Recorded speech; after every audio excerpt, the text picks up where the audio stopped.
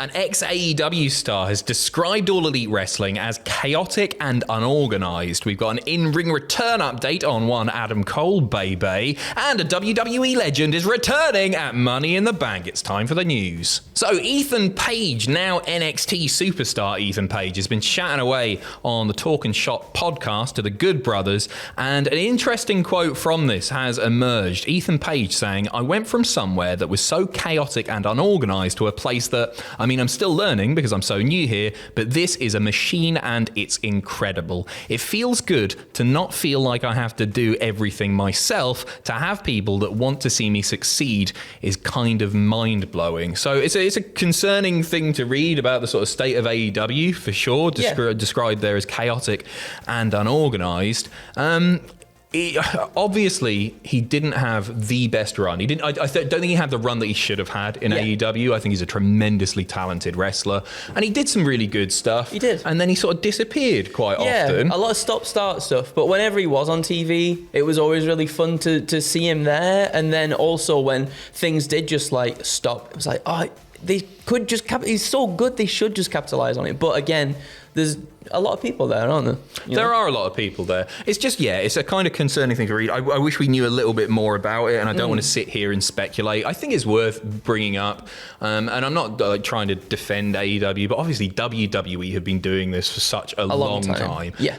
And they've got the infrastructure there. It's laid out beautifully. They've been doing it for so long. AEW is no longer, by definition, a startup, but they're still obviously a lot newer than WWE. And I can understand why Ethan Page might feel a bit slighted by the company as well because of the way that he was booked. It strikes me as the sort of thing that as time goes on and more people end up leaving AEW, we're going to hear a lot more about the backstage environment, which over the past 2 years, if reports are to be believed at least, has changed quite dramatically. It's not the paradise that it once was. No, you hear things now, don't you? It feels more in line, I guess, with what Ethan Page has said here from what we've heard in the past as well. Just a little bit chaotic, things sort of happening last minute and this, that and the other. Yeah, it's worrying, isn't it? It's really worrying. Yeah. Anyway, sticking with AEW now, a really quick update from the Observer newsletter about Adam Cole making his in-ring return to AEW. Just written, regarding Adam Cole, because of the complexity of the injury, there's still a little bit of time left out of action, but he hopes it's not that much longer. Obviously, we saw Adam Cole return. Yep. He's walking now, but he then disappeared following that MJF turn. Yeah, got hoofed in the nuts, and now MJF's a heel again, so I don't know what's going to happen if Adam Cole does. Obviously, we don't know the time frame of when he does come back. Hopefully, it is sooner rather than later. But it'll be interesting to see where he fits into everything at the moment, obviously, because MJF's just turned heel, and therefore then it'd be weird if Adam Cole came back as a heel and they still had to squash the beef of the devil stuff and everything as well. It's a weird one. It is a weird one, isn't it? Do you think that they made a mistake in bringing Adam Cole back and then not having him as a consistent TV presence? A little bit. It's a bit weird, isn't it? A little bit, especially with the injury. There was some really fun stuff between him and Roderick Strong, I thought, and it was like genuinely quite funny too. But I feel like if he'd have just been off TV, obviously it comes at a pretty bad time as well, because we got the reveal of the devil and stuff as well, and we were hoping that was going to go somewhere. But I feel like if he'd have just been kept off TV, perhaps makes the heart grow fonder, and like that whole return would have just felt so much bigger as well, I feel like, too. Yeah, it's a bit of a weird one. Anyway, we go back over to NXT now. Just a reminder, because there's lots of people speculating that she might be there on Sunday night. Heatwave, of course, is taking place. Julia will not be there. She's on the road this weekend with Marigold. Even though she's not wrestling, she's still hurt at the moment. She won't be in Toronto for Heatwave and was always planned to be at the Marigold events this week. So do not expect to see Julia. However, you can see the lovely face of one Ross Twaddell, who is live streaming reactions to NXT Heatwave on Sunday night. Myself and Andrew doing Money in the Bank on the Saturday.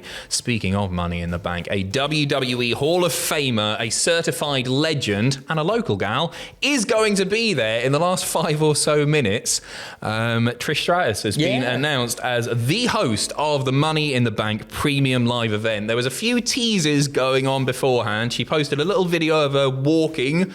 That doesn't sound very exciting. Whoa! A video of Money in the Bank! Which got fans talking because she had already been announced as part of her, what is it, Bad Girl Tour? Bad Girl Tour or something like that. It's like a sign-in tour, I believe. Yeah, and the sort of pre-Money in the Bank festivities, she was announced as doing a meet and greet, autograph session, that sort of stuff. But yeah, in the last 5 minutes, she has been announced as being there and being the host of the show. This poses a very interesting question. Yeah. Let's go to the women's Money in the Bank ladder match. There's one person in there who Trish Stratus maybe has a little bit of beef with. One person that perhaps, in the build-up to this, people didn't expect to qualify. We're talking about Zoe Stark, obviously. Yes. She's in there.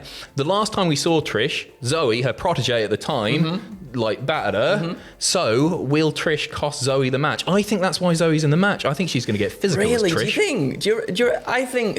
I think there's definitely a possibility of that happening. Reigniting that right now. Obviously, Zoe's in the tag team with Shayna right now, and they're sort of looking to get Sonya Deville's advice on sort of things as well. So I don't know where it all fits in necessarily, but I think it would just pop the Toronto crowd anyway, wouldn't it? I mean, that might be it at the end of the day. It might just be there for the pop kind of thing. I thought they might put Dakota in there because obviously Dakota did the thing on Twitch where she's really upset. She just wants to be given a chance. It's really touching, and it looks like they're going to do something with the commentary sort of inferred that was going to happen. It wouldn't surprise me at all. In a recent interview, I remember reading that Trish said, retirement? What's a retirement? Hinting that she's at least got one more in her, if not a fair few more. So we will see, won't we? We can watch that tomorrow night. Oh my Here we goodness. go. She might not be the only person at Money in the Bank. In fact, I hope she's not. It'd be a really boring show if it's just Trish for 3 hours. But there's one other person who might be there. So prior to Sami Zayn and Friends Do Toronto comedy show, Johnny Knoxville was stalking him because of course he was. Sammy doing a bit of social media stuff. He was taking a picture of the skyline. And then Knoxville is there in the distance taking a picture of Sami Zayn. And then at Sami Zayn's comedy show, Johnny Knoxville turns up, hosts him square in the balls, which is fantastic stuff. We now know, of course, that Johnny Knoxville is in Toronto. Do you see him popping up at Money in the Bank? In a match? No, not in a match. No, as in, do I see him popping up? Well, I don't. Maybe he does something celebrity-wise. Maybe he is just in the crowd or something like that. But I don't think he necessarily gets involved in anything, especially not with Sami Zayn's character at the moment, and also in a match where he's against Bron Breakker as well. I don't see anything like that happening at all. I think Johnny Knoxville, he likes to turn up at Sami Zayn's comedy shows and do something daft. I think that's the best thing for him to do at this moment with the character that Sami Zayn has, at least on TV. Yeah, you're totally right. The timing's all wrong, isn't it? Sami is like a super over baby face, and you can't hate Johnny Knoxville. So you can't have Johnny Knoxville as a heel. I'd really like to see one more of those. I think it's a proper case of difficult second album with that, because the first match, honestly, is one of my favourite matches of the last 5 years. I had so much fun watching that Knoxville Zayn match. It's tough to follow up on that because they used a lot of the sort of more prominent props from the Jackass franchise. Maybe they just have a technical classic. Maybe they do. Training. Who knows? I love the little, I don't want to call it a bromance. What do you call that? I guess it is a bromance, isn't it? Well, no, because they hate they kick each other in the nuts. That is a bromance. That's what brothers do. I love the fact that it's continued for so long. Yeah, me too. I think it's great fun. SmackDown tonight, the last show, of course, before Money in the Bank tomorrow night. We're just going to go through the lineup for SmackDown very, very quickly. We've got Pretty Deadly Elton Prince and Kit Wilson taking on the Street Profits. We've got Jade Cargill and Bianca Belair teaming to take on Candice LeRae and Indy Hartwell. The tag team titles are on the line as A-Town Down Under take on DIY. Oh. Do you reckon? I think it might happen, I think it might happen. We've had so many little bits and pieces here and there. Are they going to split? Are A-Town Down Under finally going to split? We'll see. I think Gargano and Ciampa deserve it, though. Yeah, they've been brilliant, haven't they? They've been really good. Part of me wants to see the title change on pay-per-view if it is going to happen. Yeah. I want to see DIY on pay-per-view. Me too. In a big old marquee tag team match, absolutely. Yeah, for sure. That's the problem, I guess, with the 5-match cards, is squeezing everything on there. You just tend to get the big stuff, don't you? And finally, the new Bloodline are announced as appearing, but we don't know what they're doing just yet. They are, of course, in action, or at least 3 of them are. at Money in the Bank. Just one more reminder, we're going to be live for Money in the Bank reactions. It is 10 p.m. BST UK time tomorrow night. Following that, you got What Happened At, and following that, you've got WTF Moments with Ross Twaddell and the NXT Heatwave reactions that I mentioned earlier. Have a lovely weekend. Take care of yourselves, and we'll see you in a bit.